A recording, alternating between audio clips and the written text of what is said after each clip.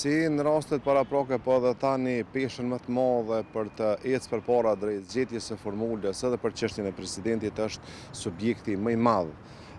parlamentar në Kuvendin e Republikës së Kosovës.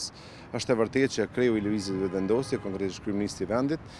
i ka takuar dy liderët e subjekteve të tjera opozitare politike për të pa alternativat, por kam përshtypjen që nuk është dalë ende një ose po mbahet jashtëzakonisht në mënyrë jo bashkë transparente, se nuk ka pas një platformë mbi çka është diskutuar, se i përket modaliteteve se kush mund të jetë. Përveç kësaj që u tha dhe fatmirësisht familja Jasharević e shpjegoi pozicionin e vet, subjekte të tjera politike nuk po shoh që kanë pas emra për cilët ata do të insistonin dhe për të konsideruar në punit si kompromis. Po ashtu edhe lëvizja vetëvendosje nuk është se ka një emër për ta konsideruar si kompromis, dhe në çështjen e mundësisë është që kemi vetëm kompromis për çështjen fjalë, pra një president konsensual, ose kishte më qenë jashtëzakonisht të shkëlqyer e nevojshme për Republikën e Kosovës që të ketë pastër një koalicion, të kemi reformatim qeverisë, duke ndërfuar edhe pjesën e subjektit tjetër politik, dhe përmes këtij koalicionit kemi edhe zgjedhjen e shefit shtetit. Tani çështja e shpalljes së kandidaturës, unë kam pa që ka pasur një shpallje kandidaturës më përpara ose një shpallje vullnetit, se ta shpallja kandidaturës nuk është, ai ka 39 shkrime, nuk mund të konsiderohet është vetëm shprehje e vullnetit, dhe nuk janë vetëm këto dy figura që kanë qenë me shprehje të vullnetit, ka qenë edhe një profesor tjetër në Universitetin e Prishtinës, me sa kujtoj. Pra, në këtë rrafsh kemi të bëjmë ose mund të konsiderohet shpallje kandidaturës në qoftë se i merr 39 shkrime në Kuvendin e Republikës së Kosovës nga deputetët e vendit. Figurat e përmendura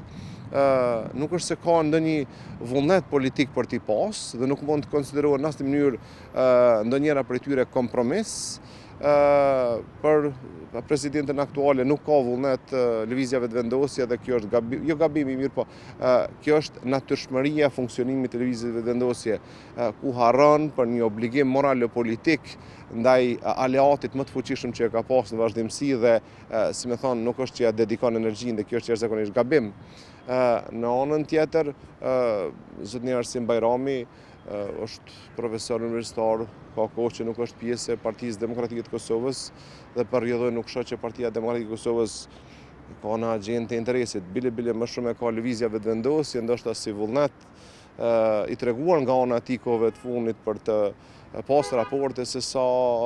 po themi Partia Demokratike e Kosovës. 28 dhjetori ka qenë ngarkesë e madhe për një proces zgjedhor. Ju e dini, kemi thonë disa herë që apel mos shkoni në zgjedhje, gjeni alternative për brenda aktualitetit politik dhe mundësive. Unë nuk e shoh sot as procesin zgjedhor si diçka të jashtëzakonshme, është në suazat demokracisë, nëse nuk ka një kompromis mirëfillt, një marrëveshje, një koalicion në sens fundit, edhe procesi zgjedhor nuk është se i bë dëm demokracisë edhe vendit, sa veç që ka përjetu disa dëm jashtëzakonisht madh që kanë qenë një vjeçarshi i dëmshëm në aspektin ekonomik, në aspektin politik, diplomatik, ato po konsiderohen nga garnitura aktuale drejtuese e vendit se mund të tejkalohen dhe për mendimin tim pasojat do të jenë ende të prekshme dhe të vërejtshme. Mirë, po duke u bazuar nga kjo, konsideroj që edhe një proces zgjedhor i ri në prillin e vitit aktual nuk është se e dëmton as demokracinë, është në suazat demokracisë.